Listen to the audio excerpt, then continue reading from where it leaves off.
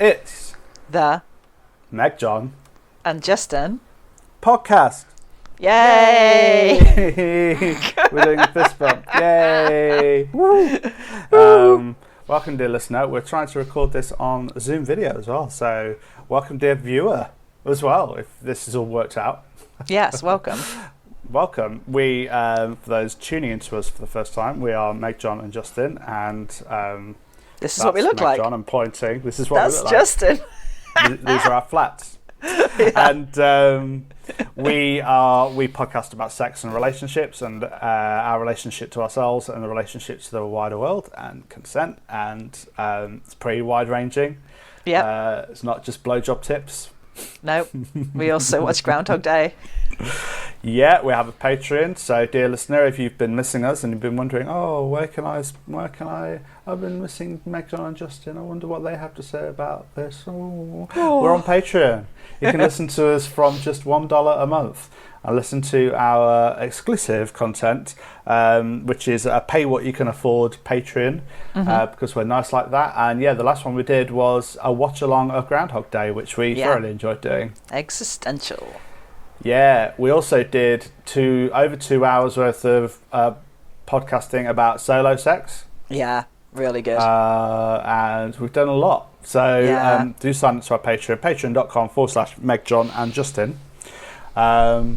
So today we are responding to a listener's question, an earpal's question, they wanted us to do one about neoliberalism and the effect on sex and relationships. And the question was also like, can you explain what you mean by neoliberalism? Because it's the kind of thing that we've talked about a lot.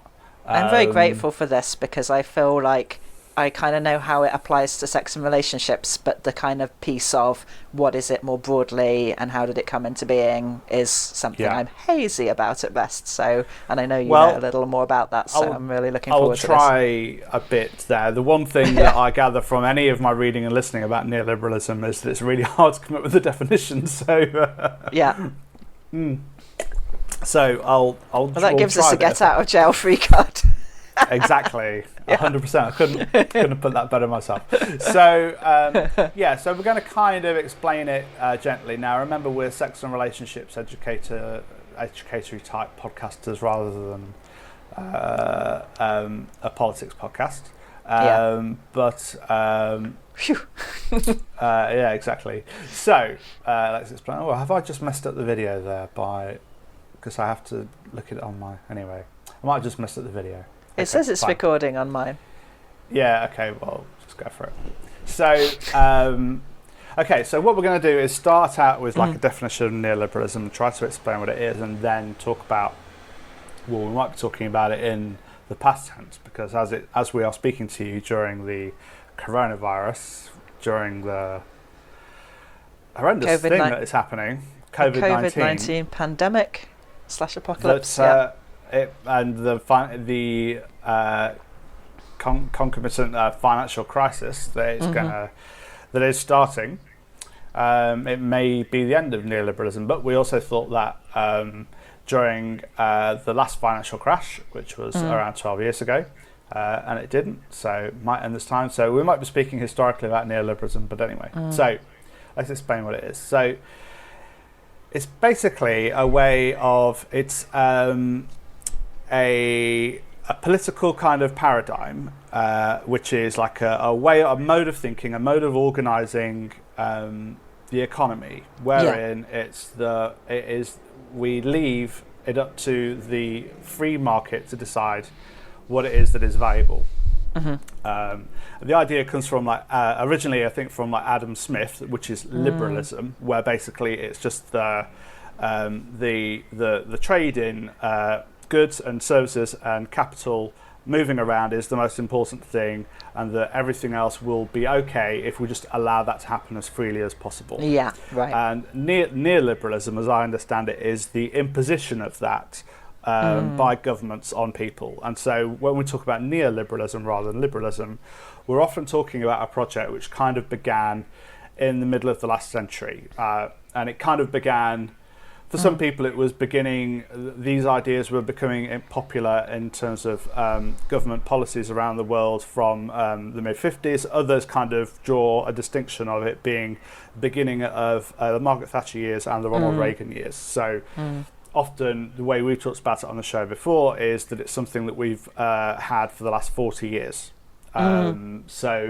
And it's certainly something which has become more acute in the last 40 years. And the idea of neoliberalism is that the state and the power of the state gets smaller and smaller to allow for business and big business and capital to get bigger and bigger. And certainly in the case of the UK, but also in the US and other large economies around the world, the state not only is getting smaller and smaller, but the state kind of outsources the running of essential services to the market, to big business. And we've been seeing that with the increasing privatisation of the NHS. Certainly in my area, sexual health services. Sexual health services have often been, basically everyone in sexual health services, all the sexual health services in the UK, or certainly in England, have had to resubmit bids to run their own services. So the contracts to run sexual health services were open to lots of different people, including Virgin Group, run by Richard Branson. And basically it was seen, sexual health services were seen as this thing that could be sold off. It could still remain free for people to access and for it to be open, but for people to be able to get free treatment from. But the running of them wouldn't necessarily be by the NHS. It could also be run by businesses or even large charities, but essentially it was Virgin, which led to one case of Virgin suing the NHS for not being able to bid for a particular contract for a sexual health service, I think it was. Anyway, so that's just an example of it. So right. Well, then I think like because I was in higher education before, we definitely saw that kind of thing happen there as well, that instead of like universities really moved from being like a place of education of students and helping them understand the way the world worked to this kind of business model where that students were consumers, they were paying, and it was all about getting big funding, and so it was much less like research is much less driven by the passions of the researchers and what seemed important, and teaching was much more driven about trying to give people like employment possibilities rather than this sort of value of learning for its own sake.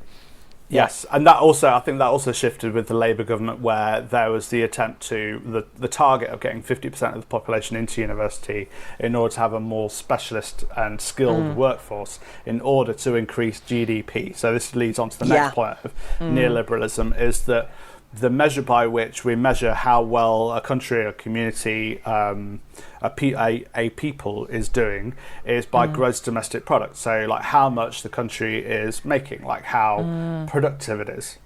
And so in Trash Future, a podcast that I really enjoy listening to that makes me smile every time I think about it, when they did their first podcast post the current financial crisis, they were talking about like the importance of the line going up, and actually now the line is going down, and it's just not possible for the line to go up all of the time, because this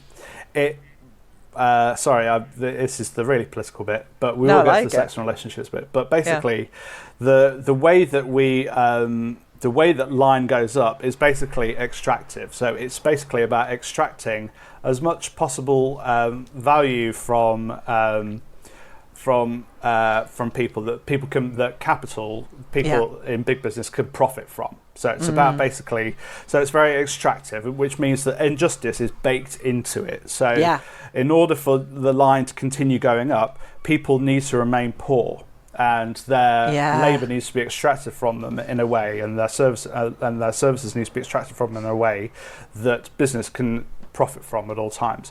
But that is a well that is going to run dry, and it is a well that is running dry, essentially. But the injustice that has been built in obviously also creates a horrible situation for many parts of the world to live in. So the developing world where we're all buying our very cheap clothes from, for example. People are buying our cheap phones from. People are working in horrendous conditions for very little pay, in order that we can have nice phones, and the cheaper labour is an essential part to us all having the nice things that we have around us. And this is another reason. Sorry, ranting on. This is another reason why we've all been kind of sucked into neoliberalism over the past. Many of us is that. We've not necessarily been earning a great deal more, but we've been able to buy more cheaper things. So over the past 40 years, goods and services have got cheaper and cheaper, even though our earnings haven't increased substantially. So we've been able to buy like computers and gadgets and fridges and things. But the reason we've been able to buy those is that the costs have been kept down because the labour for building those has been done in parts of the world where that labour can be exploited, in order that we can get cheaper things. And the other thing there about this kind of is starting to lead on to the bit about sex and relationships is that in this neoliberal under this neoliberal kind of paradigm, so that I've talked a bit about the economic kind of element of it, but there's the more social element of it as well, which is basically where we have all become neoliberal ourselves. So where there is scarcity in the world, where there are fewer resources around, instead of the answer being, well, we can just create more resources, we can just print more money, which we can. We're told there's only so much resource to go around, and that we all have to compete for it. Yeah. So it's turned us less from being lots of communities of people working together, which was which was happening more in the middle of the last century, where there was many more people in unions, for example, and so that shifted more into. There's a famous Margaret Thatcher quote where she said, "There is no such thing as society. There are only individuals and families." And so that is an idea. That is this kind of social element of neoliberalism, where we have been turned into by the state, but also each other, into these individualized kind of actors and we are all being forced to compete against each other. And it's like this. I think the bit that comes in here to my mind is also like the American dream and meritocracy. This idea that there isn't really injustice. Like, as long as you as an individual work hard enough, you're going to prosper. Exactly. And so if anyone's doing badly, it can't possibly be those injustices, which really ties into victim blame and the kind of idea of a just world and all of this. So it really does relate to then gender, race, class, all these other things, because we're sort of taught to see those as not real, and it's like if only you'd work hard enough, or if only you could see that you're making it up, it's not really that injustice that's the problem. Exactly, and that leads to so many problems. So wealth inequality. So there's no such thing as so the idea of a meritocracy is very neoliberal, that we basically just have to pull ourselves up by the bootstraps and learn new things, and we can get on and we can all succeed. And it's not true. The opportunities the opportunity for us to in inverted commas succeed in life, or do the things that we want to, are very unfairly distributed. Absolutely. This is where we talk about power and privilege. So people born with wealth have way more opportunity to do the things that they want to than people not born with wealth. But also that intersects with other identities and other different kinds of oppressions as well. So racism, sexism, disableism, transphobia, homophobia, biphobia, ageism, classism as this kind of broader identity, as well as it being about class in terms of how much wealth we have. Those things prevent us from being able to have the kinds of lives that we want to have. That kind of injustice prevents us from having the lives that we want to have. But also it bakes in this inequality, which means that people's experience of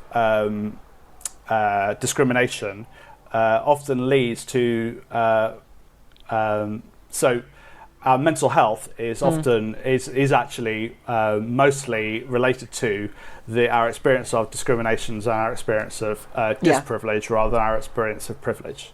I think is the point that I was going to make there. But the double whammy it does on you is because everything's individualized. Then we think it, and this is getting onto the territory I've written a lot about. This sort of mental health piece is that like mental health struggles are primarily structural and systemic, and yet what we're encouraged to do is individualize them and see ourselves as flawed and needing fixing. And it's really a tough one, because obviously when we are struggling, we do want to look at it and shift the habits that are keeping us in struggle. But where those came from is capitalism and intergenerational trauma. Where those came from is outside of us, and we can't do it all alone. We need that. We need the systems to change as well. Or primarily, really, because that's. So I'm writing a lot about that at the moment, and I did this scene a long while back called Social Mindfulness, which kind of gets at this. Like, there's the injustice piece and the individualizing piece. That are constantly playing out on all levels, basically. So this is where me and you come in, actually, because we're people who are offering, and we've talked about this a lot on many previous episodes, but me and you are likely to face, and do the kind of work that me and you are doing is likely to face criticism from those on the left who would say, and we've made these criticisms ourselves, so it would be people who didn't know what we were doing, but the people who think that they knew what we were doing would say, well, what you're offering is individual solutions to community and societal problems. So we're offering an individual solution. If with our episode of self-care, we were just to talk about you should just look after yourself, and we completely ignored the fact that it was capitalism and neoliberalism doing a number on us and making us all, as we just talked about, then we're part of the problem. And so that's situated. So for us, that is always a tension that we've. It's not a tension that we find difficult, but it's something that we always bring into the work. Is that we're having to work on all those different levels. There's individuals, interpersonal relationships, community relationships, and then broader societal messages, which we always sort of see as like nested kind of interlocking circles, and we have to look at them all. But I guess I see my role when it's self-help that I'm doing with you or with others or alone is kind of like, how do we navigate that, though, given that we are a person here in the world? Like, exactly, we don't want to be struggling like hell all the time, so how do we navigate that? It's like when we watched Queer Eye, and we're like, when it's a good example of this, when people like Karama were saying you need to focus on yourself and pull yourself up, but then if there wasn't a discussion about someone's experience of racism or something, what we need to do politically, then it's neoliberal. So it's basically just people telling individuals that they can just succeed if they get better at this or learn this thing. And it's so painful, and it's so painful for everyone, because it feels like there's two sort of strategies you can go to as an individual when you believe that. One of which is like over functioning and perfectionism and trying, which has been my go-to, then you put yourself in a shitload of pain because you're just working far too hard and burning out. Or you can just give up because it's just way too much, which it is, and go to the more under functioning end and have a really painful life that way as well, because then you're constantly judging yourself and you're constantly in shame because you're not matching up to all of this stuff you're told. And it's like neither strategy wins, but they're sort of like the only two possible strategies under this system if you buy the system. So the only way is to kind of be resisting the system, which is a really big ask because you're in the system. Exactly. So that's a good example of the first element of this, which is where the big picture is the small picture and the small picture is the big picture. So if we're being told that we are individuals and there's no such thing as society and all we need to do is to work hard, learn some things, and we can all get on, which is nonsense, it's a fairy story. And then we do that, then we perpetuate the idea of neoliberalism in what it is we do on a personal level. And on that way, neoliberalism has never had to be imposed on us. So, for example, when Margaret Thatcher came to power in 1979, she wasn't talking about. They never talk about neoliberalism. Margaret Thatcher never said that she was going to sell everything off. There was like one utility she said that she was prepared to sell off. I can't remember what it was. But it's not like we've been clamouring for this, or please can you sell us shares in, can you sell off state-owned things for us all to buy shares in. Like the state used to run Thomas Cook, interestingly. Wow, I didn't even know that. Thomas Cook, after the Second World War, was nationalised for a bit. I mean, actually, at the moment, pretty much all business is nationalised. But we'll come on to that later. But I remember them selling it to us like this, which was the one where there were all these adverts like, if you see Sid, tell him. And that was, they were selling British Gas. British Gas. They were selling off the gas utility, but they were encouraging us all to like, oh, but you can be part of it because you can buy shares in it. Like, so it's we it's were great already for a you, part really. of it. Yeah. We already owned it, Yeah. and now they were selling us a bridge. So we used to airlines used to be state run. Yeah. British Airways used to be run by the state anyway. Well, but a lot of the things that have British before them, used to be. Yeah.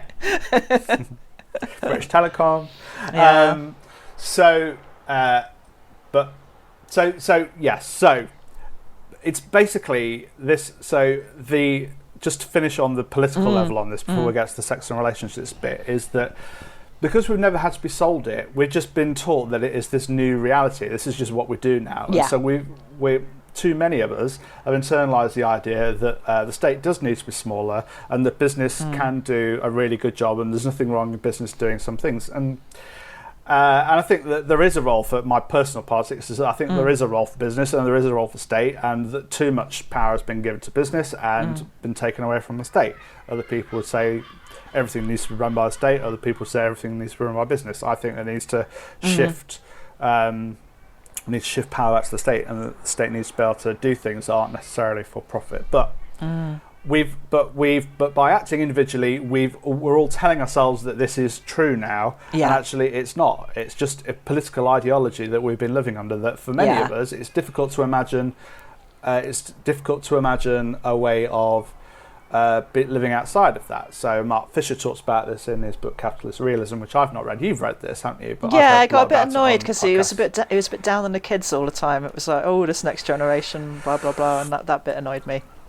Yeah, but basically the idea is that it's easier to imagine the end of the world and the apocalypse than it is to imagine the end of capitalism, right? Because this is the point about climate change activism, right? Like climate change activism come along as like, we need to change this, that, and the other, and everyone's like, we can't possibly change those things, and now we're changing those things. We're having to. So it can be done, but So let's start talking about the effect that this has on us in terms of sex and relationships. Definitely. I was just, what was the thing I was thinking that came in there with what you were saying? I guess the panopticon thing that we've talked about before, isn't it? That's kind of part of it all, that we all become these neoliberal consumers who are constantly monitoring ourselves, and that really serves the system too, because, this brings us to sex and relationships, because we're all so worried about, our mental health, our individual mental health. We all realise how messed up we are, which we obviously are going to be. Like anyone who's not crazy under this system is crazy, And then we're all worrying about this, and we're all worrying about the sex we're having. We're all worrying about the relationships we're having, because we're being sold. Like a lot of the products we're getting sold are on the basis of great sex and great relationships and feeling happy. So all of those things become this constant source of inner turmoil. And therefore, we're very little time or energy for political activism, and we're seeing the problems in all the wrong places. So we're either blaming ourselves and in this big shame place, or we're blaming others, as we talked about on that podcast where we're talking about the fear and shame around, the people who are going out at the moment when they shouldn't be. It's like there's this real encouragement to just like look at other individuals and blame them for our struggles, rather than looking at the whole system.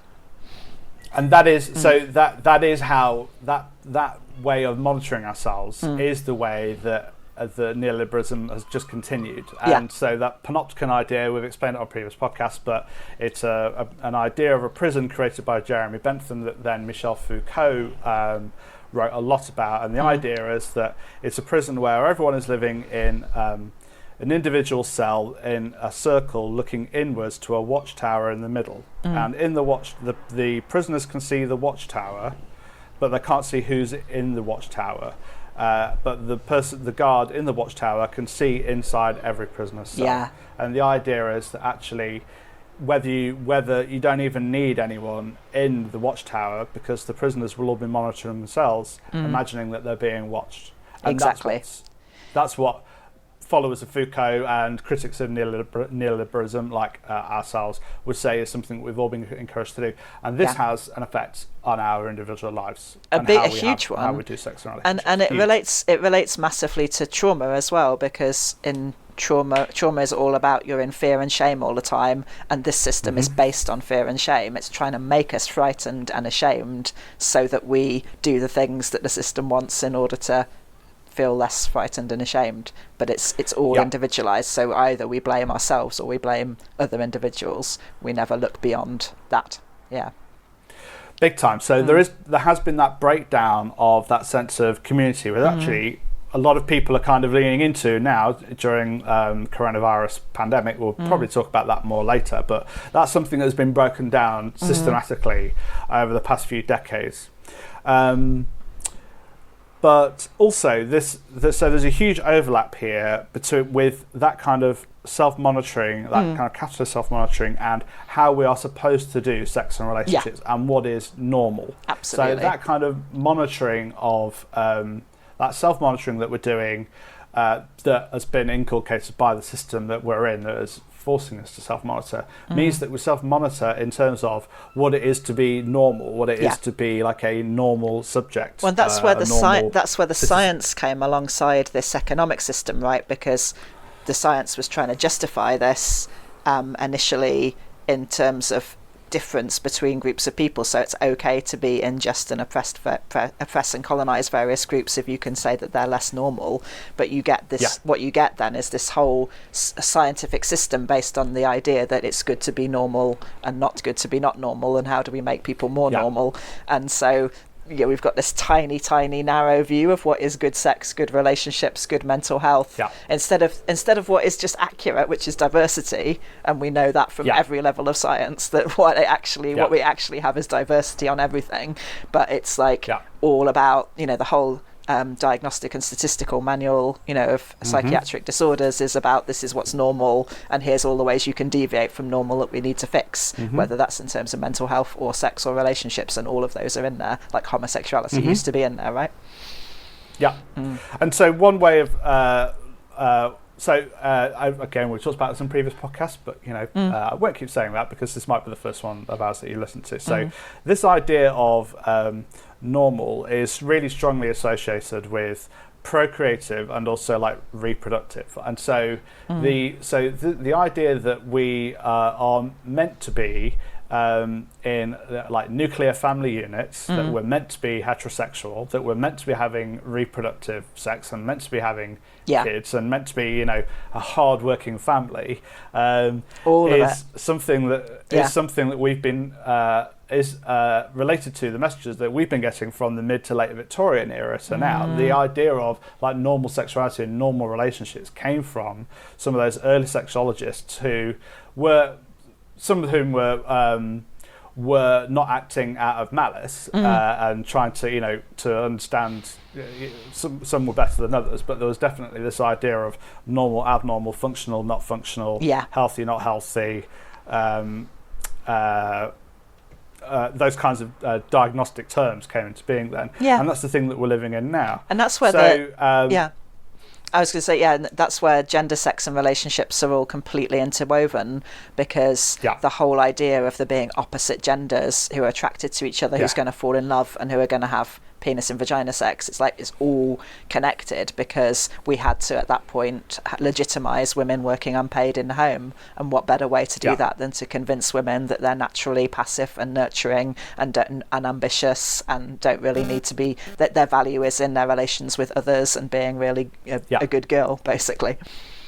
And as regular listeners will know, we know that is an invention, because in medieval times it was thought that women were the opposite. Women were portrayed as horny as fuck, and their desires needed to be calmed, and that is something that has shifted.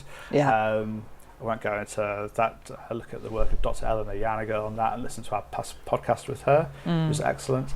First of all, the very definition by which we are meant to be doing sex and relationships, this very narrow, heteronormative, normative model of gender and sexuality, is also very strongly related to this idea of neoliberalism and capitalism. Yes. That in order to be, that both in terms of economically, but also just in terms of like social norms that are expected of us, that is what we're meant to be doing. And another really good example of this is Gail Rubin's charmed circle of sexuality. So the idea that there are certain forms of sexuality and relationships in the middle of the charmed circle which are completely okay, and some forms of sexuality and ways of doing relationships in the outer circle completely not okay. And that is a thing that is going to change all of the time. Yeah. But even though all of those things can be done consensually, which we think is the most important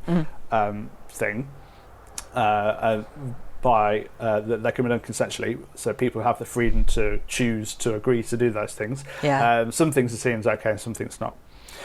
That is an example of where of how neoliberalism has had an effect on what it is we're supposed to do, as well as other messages that we've internalised from a period much longer back too. But let's get into the bit of sex and relationships, NJ. So all of this means that in terms of how we do sex and relationships, as we talked about in our last podcast episode, my interview with Joanna Romero, our episode about radical hygge, the possibility for having sex and relationships or the sex and relationships that we want to have, are incredibly difficult under neoliberal capitalism. Yeah. Because we'll have to work really long hours. But again, it tells us they're easy whilst making it more difficult. So it's always this double bind. It's always this double bind.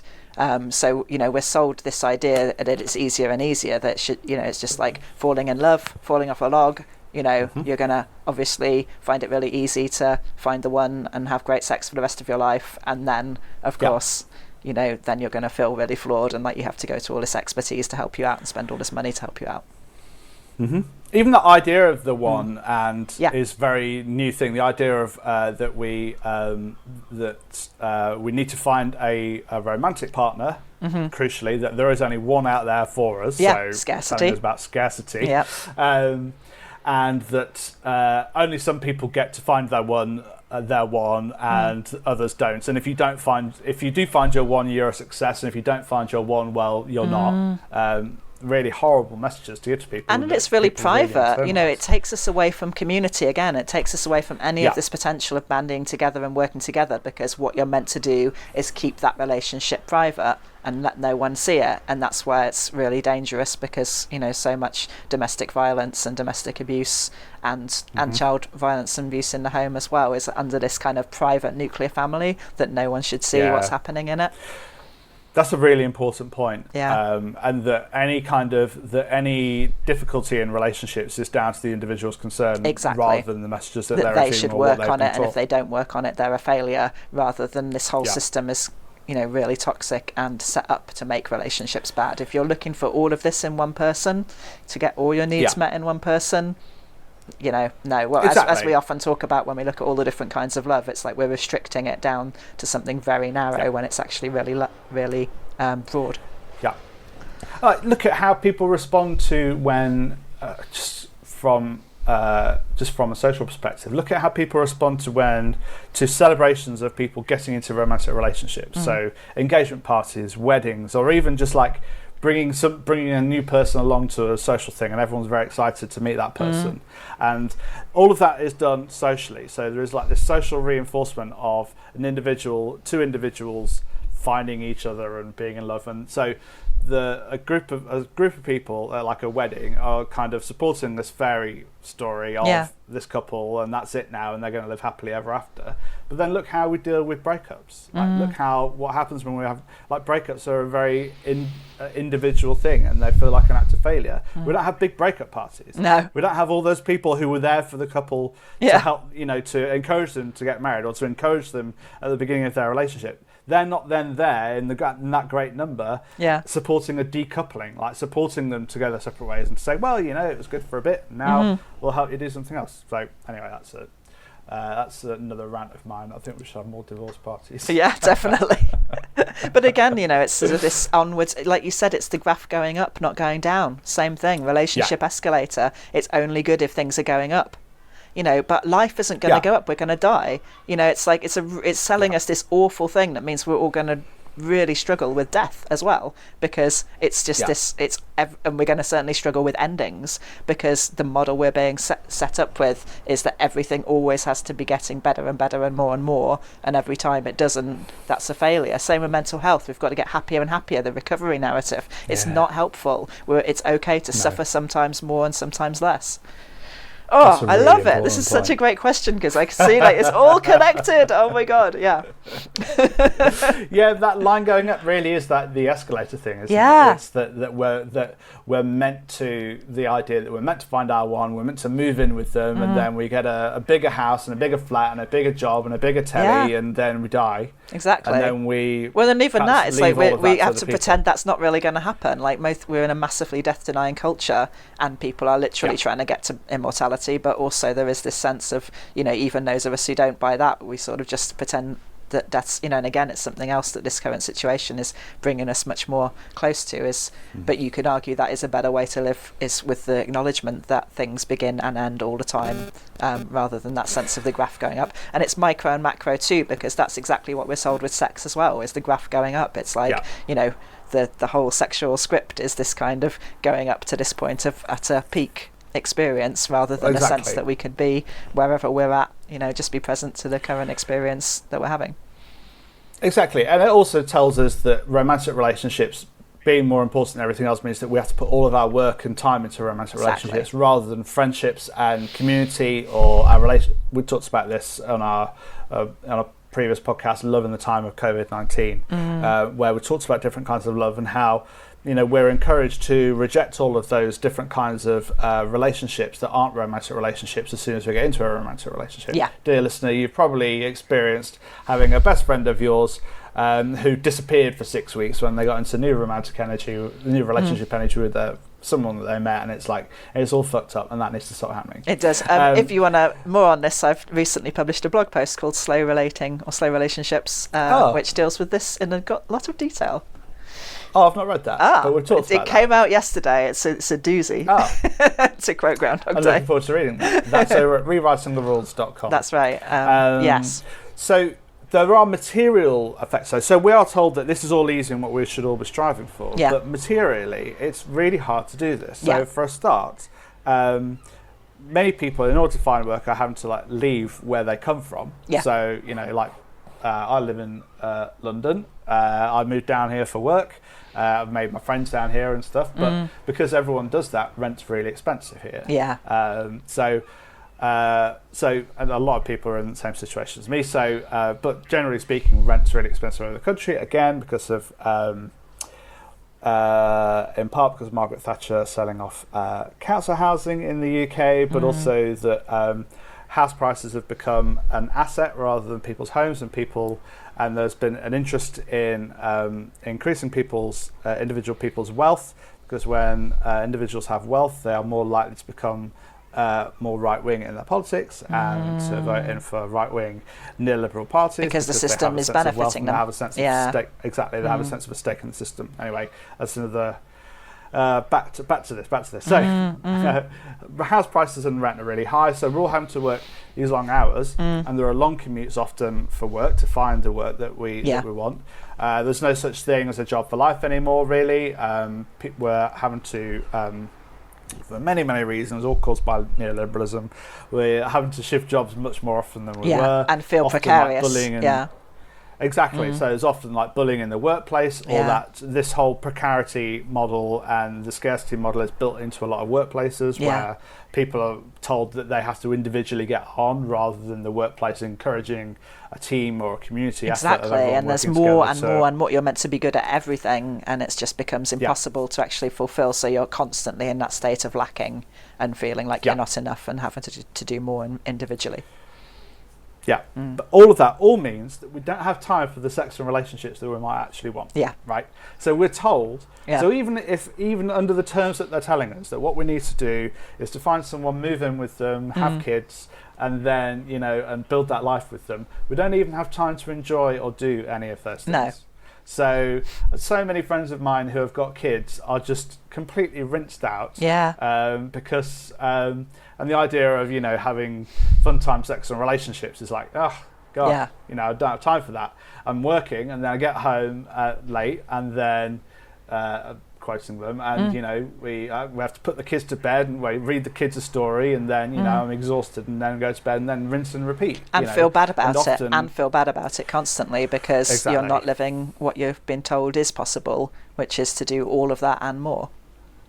Yeah. So we're all being sold this idea that we then can't even really do. No. But neoliberalism means that we then just keep working harder and harder in order to somehow get over a line where in the future, in a couple of years, maybe I'll learn enough to do this, or be able to get a bigger house, or we'll be able to move close to work, or maybe I'll be able to get a different, more better job. And so the cycle just repeats. It's always this false hills, isn't it? It's always like, and it just gets completely embedded in us. Like, that's what I think, for me, having just gone self-employed, it was a real chance to just see, wow, it's completely embedded in me, though. So even as I step outside of these things in relation to work and sex and relationships, there's still that kind of like, it's right in you. It's like insidious. It's got into every pore, and so as you try and then resist it individually, you notice how even your thinking, your feeling, everything, your whole way of being is there. And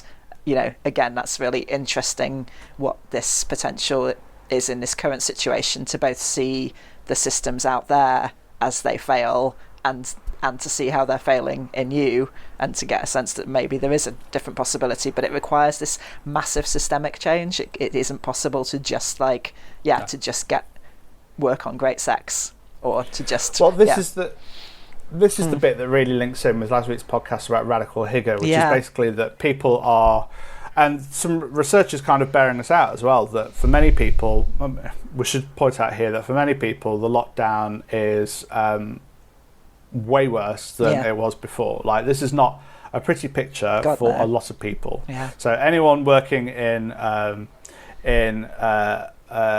key worker. It's a key worker. Yeah. It's a term that's been using constantly for the last 4 weeks, and I just forgot it. Key worker role, anyone working in a caring role, cleaners, porters, delivery drivers, warehouse workers, doctors, nurses, care assistants, people selling the food, teachers, people selling the food as well, people working in shops, all those workers that we're relying on are having to deal with also, they have to trust that their employers are going to treat them well, which many are not. But also they have the daily worry of, are they going to get something? And it's pass it on to their loved ones. And also, for those that are locked down, people are often a lot of people are out of work at the moment. So there is definitely different levels of privilege going on here. A lot of people have either lost their jobs or dramatically lost a lot of their income. So this whole staying at home thing and being locked down is no good if you have no income whatsoever to those people, although government are trying to help most people, I think, economically with the various financial packages that they have been working on, but it's still an incredibly scary time for people. However, with all that set aside as a caveat, as we discussed in last week's episode, that there is this, that many people are finding that this period of, perhaps they're working from home, or they're able to work a lot more flexibly, they're able to spend more time with their kids, or they're able to spend more time in the garden, they're spending more time cooking and baking, and there is this kind of idea of like, a more mindful kind of nation who are also really feeling much more socially bonded with people than they were before, particularly like locally and geographically. There've been the rise of mutual aid networks around the country where literally people, because we are meant to be living as neoliberal atoms, particularly in individual atoms, particularly in that London where I'm living, because there's such a transient population everywhere, there isn't really a strong sense of community in a lot of areas. But even in those areas, there is a really strong sense of, I know that if I get ill, there are people around here who I've never met who will bring me food. Exactly. And it's so interesting you touch on mindfulness there, because, the neoliberalisation of mindfulness is something I've been really engaged with these last years, and seeing how mindfulness has been brought in to support a kind of neoliberal way of doing things. And yet, like, now you can see that some people are finally experiencing what it is to be mindful, and recognize it's not about, add on this thing to do every day on an app to your neoliberal life. It's like, it's a really good point, right? When you because it requires a systemic change. You can't be getting individuals to tag on mindfulness, but what individuals may find is they become more mindful when the systems and structures change to enable that. Yeah. I mean, I guess what's happening for a lot of people is that although it might be possible to experience mindfulness on the train into work in the morning, sipping your coffee, or might be able to experience mindfully eating a sandwich at your desk because lunch hours are no longer considered the norm in many workplaces, that, you could just slow down for half a minute and just mindfully eat your egg and crust sandwich. I would quite like an egg and crust sandwich right now. That's what I was thinking. But my nose wrinkled as you said it, because I'm not keen. But in actual fact, what work is doing for so many people is constantly stressing people out, or even traumatizing people, that it's just not possible for mindfulness for their bodies to be able to be mindful. Exactly. That their sympathetic nervous system is constantly being activated. And again, you've been put in a situation of being shamed around that. And there's people like Ron Purser have been writing about mindfulness and capitalism. Also, David, something beginning with T, who's writing about it from a trauma-informed social justice perspective, which I'm going to be blogging about soon. So it's, it's just this another horrible double bind people are being put in if they're being encouraged to do this tag-on version of mindfulness, because it's sort of it's impossible. You're just being with this awful noise in your head. You're just being with the trauma feelings, because the system hasn't changed in any way to support it. And it's another self-improvement activity that isn't going to work, and another way of us beating ourselves up. Yeah. Because if we fail at doing it, it is the individual failing rather than the system failing. Yeah, and this is where a lot of the Buddhists are furious, if they could be furious, because obviously they're Buddhists, but they're like gently a little irate, because it's like their thing has been taken and used to sort of enable this corrupt system. That's pretty awful. Yeah, like any workplace that does that has yoga sessions, at 7 o'clock. Come along to free yoga, or we're doing like a mindfulness at 7 o'clock. Well, why are you asking your employees to stay at work beyond 7 o'clock? Like, maybe you should just, everyone could be working 6-hour days or 4 days a week, and then they could go home and do whatever mindful activity they wanted to. Well, this is the craziness, isn't it? Because as we actually need far less work to be done, everyone's being encouraged to do far more. It's, real crazy system, which makes the people in it crazy. So work and neoliberalism are making the sex and relationships more difficult, even on the terms that neoliberalism is presenting the way that we should do sex and relationships. It's making it almost impossible to do for many people in ways that feel good for them, and also in ways that they can be self-consensual and also consensual with other people, because we need to have the capacity to be able to have these conversations and to be able to bring that capacity in for work and to do that kind of stuff. Anyway, but moving on to the way that sex is kind of not weaponized, but the way that sex is seen as a resource and something that we are meant to kind of get good at. And this is another effect that neoliberalism has had. And you've written a lot about this, MJ, in your brilliant academic book, Mediated Intimacy, I love the story about that was the academic book that led to us working together. Yeah. And then we wrote our book, Enjoy Sex, How, When, and If You Want To, and started doing our podcast in the time it took for that book to come out. That's right. It's a brilliant book. Shows us a lot about academic systems. Also, as soon as I'd finally written a proper academic book, I got out of academia. Mostly because of all the stuff we're talking about, because it's really, really bad there. Yeah. But the way that sex advice is being sold to us is that we are all these like sexual subjects who are meant to get good at it, and we're all meant to kind of come to sex with a certain degree of a level of technique and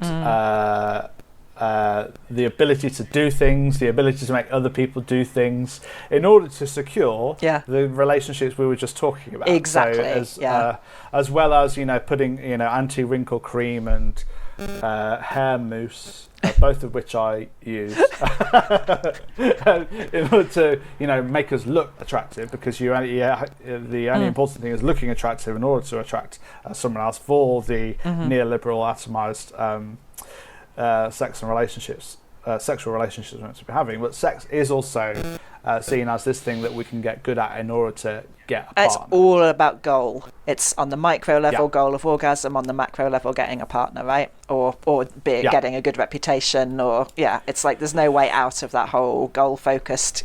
The graph goes up again and again. And again, it's like this massive cultural gaslighting, because all the things we're being encouraged to do are precisely the things that will lead to worse sex. It's all 100%. Seriously, the more I look at it, the more I get this. It's like if you wanted to like give a blueprint, like a map to bad sex, all of the things we're taught about sex is what would take us there. It's like we need to come complete the opposite end. I mean, not sexually, although that can be fun. But. But the goal is also more sex as well, right? So when we see Dr. Eleanor Yanniger came on the show and talked to us about her theory of the objectification of sex and seeing sex as a material thing that we can tap into and hoard and get some of, and the way that we talk about sex and the way that sex has been framed historically and present day with like incel culture is that sex is something that some people get to have and other people don't get to have, and there is this object. But basically that I think that a lot of the advice that we're given about sex is not to enjoy sex, but it's to get more sex. Right. So in order to sort of self-fulfilling, like okay, now I've got to get more. You're not even enjoying. You're never in the moment with any of this. You're never in the moment. Exactly. No. It's always like, what can you get? What can you get? Right. Yeah. So it's never really about like tuning into yourself. It's all being told that you have. First of all, we're all told that we have to have sex, and that it's normal to have sex, and that's not true. Big shout out to the asexual folk out there. Thank you for helping us all by reminding us that isn't the case. Thank you for being so patient with us as well. But also, no way, what was my point? So we're told that we have to have sex, but we're never. It's also seen as verboten to actually tune into ourselves and think about what we might enjoy, because there are so many rules about what it is that is normal and what we're meant to be doing. Exactly. Which is ultimately still reproductive. And this is where it really relates back to what we started with, because if you read like Audre Lorde's essay, The Uses of the Erotic, what she's saying is, and what sort of pleasure activists, now are saying, who are kind of building on her work, is that if it's so dangerous to actually tune into the erotic, to what lights us up, because we will then start to demand of everything in life that it gives us that. We will see the injustices. If we, so if we take the starting point to sex that we should be doing, I would argue that, what lights you up, and it's fine if it's nothing, and it's fine if it's way beyond, we question the dividing line even between sex and anything else. It's just the erotic, it's just anything that lights you up. Then you will then inevitably see the problems with this system, and you will also be operating in life in a way that demands that everybody be treated as equally valuable, and that, that things should give you this, things should light you up, rather than, just being up for kind of the dull trudge of mediocre sex or work. And what is lighting people up now is their experience of cooking something. It's their experience of smelling flowers. It's hearing bird song. It's if they can have sex. It's you know. It's if they do get to have sex. If they live with a partner, it's sex or solo sex. And it's these kinds of things that I think people are learning that those things light them up, and that it's not the acquisition of things, it's not being so goal focused as to get the next thing, the next thing, the next thing. In a world where we're all just having to stop and slow down and pause, we are allowing the things that might light us up, that we might enjoy, to come to us rather than us going to and grasping them. Yeah.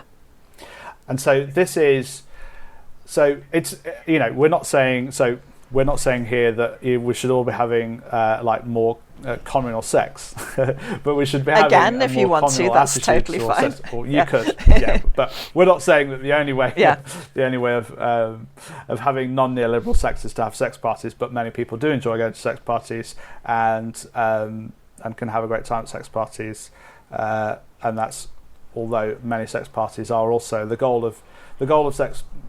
There is neoliberalism at hand at sex parties, because often the goal of sex parties is to go to a sex party and to have sex and then to go to another sex party rather than, and again, this is an enjoyable sex party. This is where as well that like questioning those dividing lines is so helpful, I think, in terms of like, it just doesn't matter what lights you up. And I think we've got, again, the thing about sex is we've been sold this idea that sex is everything and that sex is the best thing, and romantic, the same as the prioritizing of romantic love over everything else is the prioritizing of one manifestation of the erotic over everything else. Again, if you go to the Audre Lorde, she's talking about writing a poem, she's talking about building a bookcase, and that, you know, that's what you're saying. It's like it's almost like the potential for a leveling out of all of those things that light us up, such that sex can be one of them for some of us. Yeah, and even within sex, there is the hierarchy of the genital orgasms are like the peak of a hierarchy, and that everything else is lesser or doesn't count, and that's nonsense as well. But again, and it's only because we're taught all of that, and it's only because we're taught all of that in order to be good at it.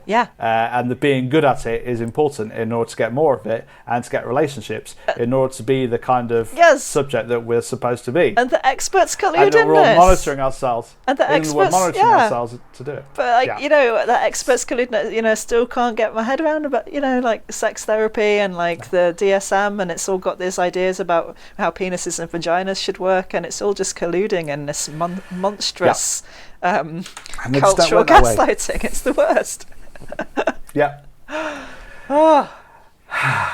So you can kind of see where we're coming from, dear listener. Obviously, we're covering a lot of ground here when we're talking about sex and relationships, and again, we've got a wealth of material on this. Please, when people find us, they send us a message saying, wow, I've spent the last few weeks going through all of your podcasts and it's really great. So thank you to those listeners. You might want to consider doing that. But this is to answer the going back to the original question is, you know, what is neoliberalism and what effect is it having on our sex and relationships?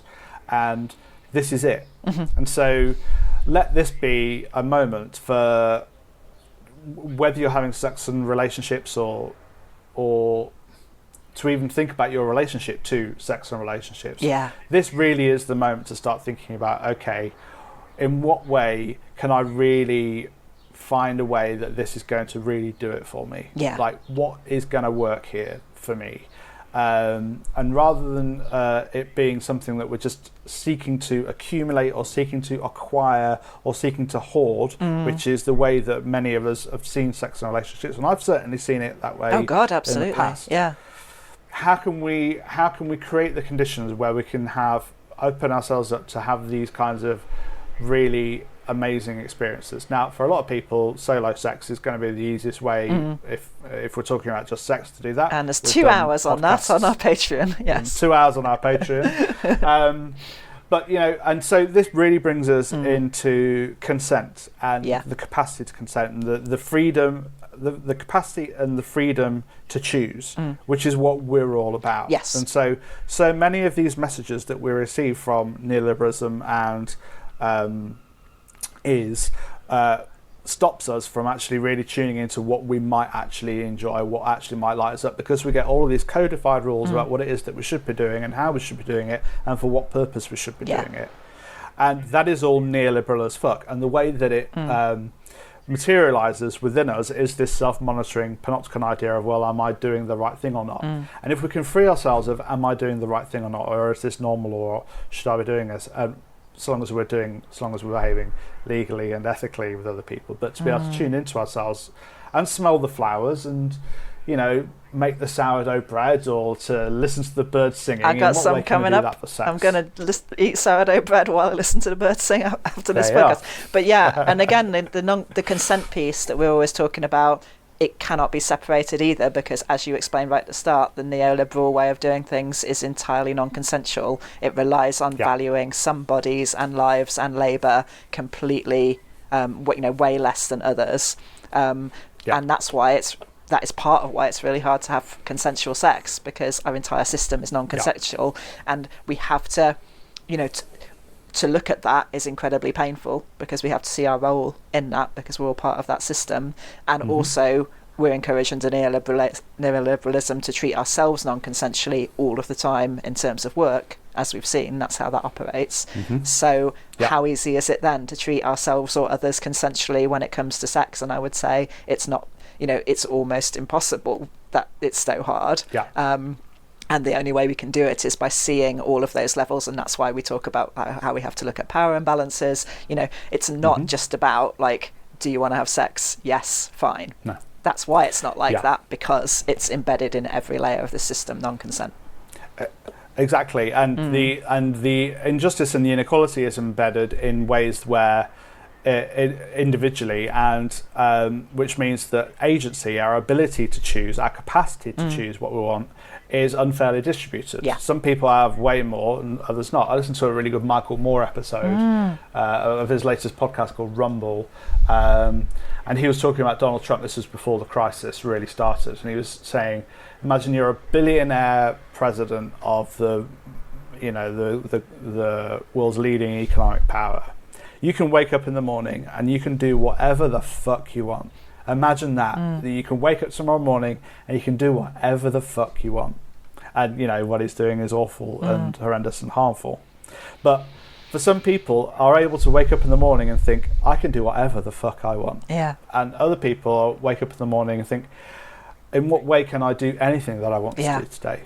Like, is there a way of even choosing a single thing that I can do for me today that is something I can honestly say is something that I can do?